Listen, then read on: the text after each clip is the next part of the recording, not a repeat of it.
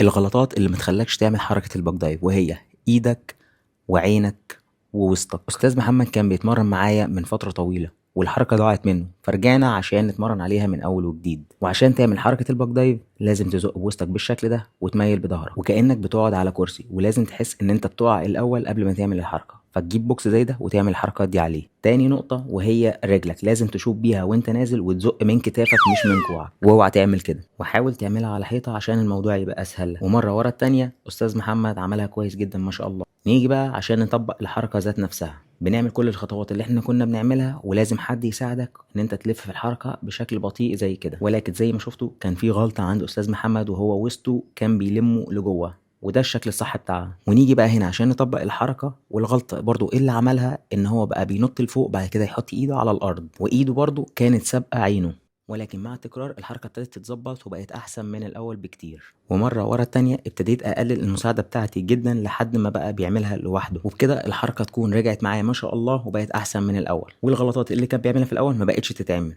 وبس كده، اللي عايز يعرف تفاصيل عن التمرين يبعت لي مسج على الانستجرام أو الفيسبوك.